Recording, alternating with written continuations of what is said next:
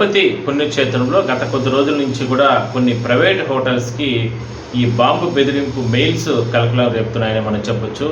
చాలా రోజుల నుంచి కూడా గత నెలన్నర క్రితం కూడా తిరుపతి అంటే రేణిగుంట విమానాశ్రయానికి కూడా ఈ బాంబు బెదిరింపులు మెయిల్స్ రావడం జరిగింది. ఆ సందర్భంగా అక్కడ అధికారులు కూడా పూర్తి స్థాయిలో భద్రతను కట్టుదిట్టం చేసి తనిఖీలు చేశారు. ఎయిర్పోర్ట్ పోలీసులు కూడా ఫిర్యాదు చేయడం జరిగింది. ఆ కేసుకు సంబంధించి కూడా ఇంకా దర్యాప్తు అనేది కొనసాగుతోంది. అయితే గత 20 రోజులు నెల రోజుల క్రితం కూడా తిరుపతిలో బస్టాండ్ సమీపంలో కావచ్చు, లేదంటే ఇట్లా అలిపిరి ఇట్లా కొన్ని ప్రైవేట్ హోటల్స్కి, స్టార్ హోటల్స్కి ఒక్కసారిగా ఈ రకంగా బెదిరింపు మెయిల్స్ రావడం జరిగింది. ఆ సందర్భంగా కూడా పోలీసులు, ఈస్ట్ పోలీసులు, అదేవిధంగానే అలిపిరి పోలీసులు వీళ్ళందరూ కూడా పెద్ద ఎత్తున అక్కడ చేరుకుని తనిఖీలు నిర్వహించారు. అయితే ఎటువంటి బాంబుకు అంటే పేలుడు పదార్థాలకు సంబంధించిన ఏవి కూడా దొరకలేదంటూ కూడా ఆ సమయంలో ఊపిరి పీల్చుకోవడం జరిగింది. అయితే తాజాగా నిన్నటి నుంచి కూడా ఈ రకంగా అంటే ఒక కపిల్ తీర్థం సమీపంలో ఉన్నటువంటి రాజ్ హోటల్కి అనే ఒక హోటల్కి మరోసారి బాంబు బెదిరింపు మెయిల్ రావడం జరిగింది. అక్కడ ఉన్న మేనేజర్కి వెంటనే అప్రమత్తమైనటువంటి అతను ఆ సిబ్బంది వాళ్ళందరూ కూడా అలిపిరి పోలీసులకు ఫిర్యాదు చేశారు. ఆ సందర్భంగా సిఐతో పాటు అక్కడ ఉన్నటువంటి పోలీసులు వాళ్ళందరూ కూడా పెద్ద ఎత్తున అక్కడికి చేరుకుని మొత్తం హోటల్లో ఎక్కడెక్కడ ఇవి జరుగుతున్నాయి అనే దానిపైన పూర్తి స్థాయిలో కూడా ఆ మెయిల్ను స్వాధీనం చేసుకోవడంతో పాటు తనిఖీలు కూడా నిర్వహించడం జరిగింది. దానికి సంబంధించి కూడా కొన్ని వీడియోస్ మీకు చూపించే ప్రయత్నం చేస్తాను. ఎందుకంటే ఇది ప్రముఖంగా ఉన్నటువంటి హోటల్స్ ఇవన్నీ.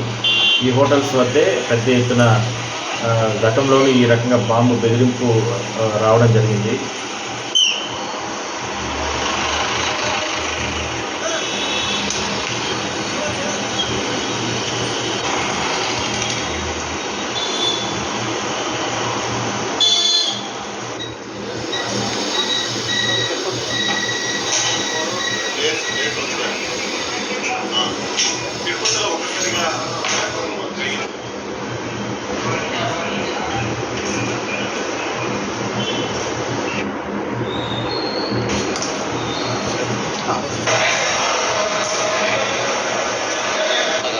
ఎందుకంటే తిరుపతికి ఇది పుణ్యక్షేత్రం కాబట్టి ఎంతోమంది యాత్రికులకు వస్తూ ఉంటారు.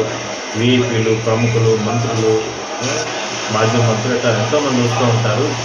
ఇక్కడ ఈ రకమైనటువంటి కలకలం రేపడంతో ఒక్కసారిగా భద్రత పరంగా కూడా కాస్త పోలీసులకు ఒక సవాల్గా మారింది. అయితే ఎవరు ఈ విధంగా చేస్తారో దానిపైన మాత్రం పోలీసులు ఇంకా చెప్పలేదు. అయితే దర్యాప్తు అయితే చేస్తున్నాం. అయితే పరిస్థితుల్లో ఈ రకంగా ఆగంతకులు ఈ రకంగా మెయిల్స్ పంపడం చూడొచ్చు. హోటల్స్కి సంబంధించి పైన కూడా మొత్తం ఆ టాప్ పైన కూడా మొత్తం ఎక్కడెక్కడ వాళ్ళకి అనుమానం ఉంటుంది ఆ ప్రాంతాలంతా కూడా తనిఖీలు చేస్తున్నటువంటి పరిస్థితి. బాంబు స్క్వాడ్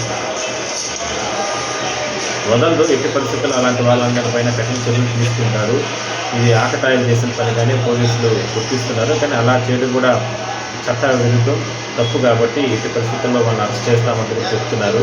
మరి ఈ రకంగా ఉన్నటువంటి ప్రముఖ హోటల్స్కి ఒక భయానకాన్ని సృష్టించడానికి వీళ్ళందరూ కూడా ఈ రకంగా చేసినట్టు తెలుస్తుంది. అందువల్లనే పోలీసులు ఎక్కడా కూడా నిర్లక్ష్యం లేకుండా వెంటనే ఘటనా స్థలాన్ని కూడా చేరుకుని ఆ హోటల్ చుట్టుపక్కల కావచ్చు, లేదా హోటల్ లోపల కావచ్చు, లేదంటే బయట ప్రాంతాల్లో ఎక్కడెక్కడ మనం చూడొచ్చు. ఆ ఏసీలో ఉన్న కూడా బిగించిన చోట కావచ్చు, ఇవంతా కూడా ఎక్కడెక్కడ ఉంటాయో డాగ్ స్పాట్తో కూడా తనిఖీలు చేస్తూ ఉంటారు.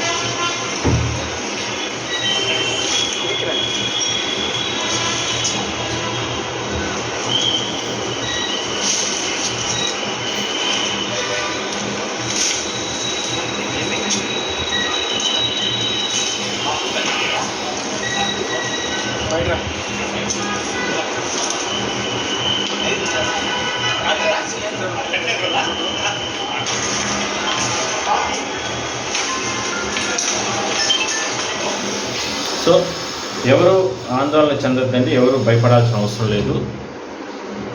ఒకవేళ బస్టాండ్, రైల్వే స్టేషన్ను, అదేవిధంగా ఇలాంటి ప్రముఖ హోటల్స్ వద్ద ఎప్పుడు నిరంతరం భద్రత ఉంటుంది. కానీ ఎక్కడైనా సరే ఎవరైనా సరే ఈ అనుమానంగా ఉన్నటువంటి వస్తువులు కానీ, బ్యాగ్స్ కానీ, లేదంటే బాక్సులు కానీ, లేదంటే వాహనాలు కానీ అనుమానంగా ఉన్నవి, అంటే చాలా రోజుల నుంచి పార్కింగ్ చేస్తున్నా, లేదంటే చాలా రోజుల నుంచి ఆ వస్తువులు అక్కడ పెట్టుండినట్టు మీరు గుర్తించినా ఏమాత్రం నిర్లక్ష్యం చేయకుండా మాత్రం ఆ సంబంధించినటువంటి పోలీసులకు సమాచారం ఇవ్వండి. లేదంటే పోలీసు టోల్ ఫ్రీ నెంబర్ 100 కూడా ఫోన్ చేసి కూడా మనం చెప్పొచ్చు. ఇది ఒక అలర్ట్లో భాగంగా మాత్రం. ఎందుకంటే ఒక సామాన్య ప్రజలుగా మన బాధ్యత అలాంటివి గుర్తించినప్పుడు వెంటనే మనం సమాచారం మనకెందుకులే అని మనం వెళ్ళిపోకూడదు.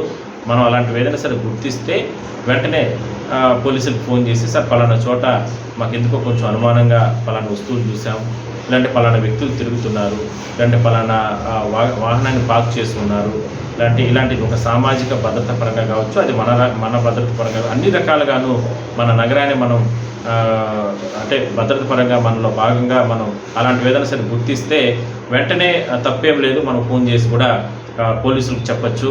అలా పోలీసులు చెప్పిన తర్వాత వాళ్ళు కూడా ఆ విషయాన్ని గోప్యంగా ఉంచుతారు, ఎంక్వైరీ చేస్తారు. వెంటనే ఇమీడియట్లీగా తనిఖీలు చేయడం కానీ పోలీసులు తీసుకునే చర్యలు కొనసాగిస్తారు. అందువల్ల అదొక మంచి పరిణామం మనం చెప్పుకోవచ్చు. ఆ రకంగా ఏదైనా సరే గుర్తిస్తామని వెంటనే పోలీసులకు చెప్పండి.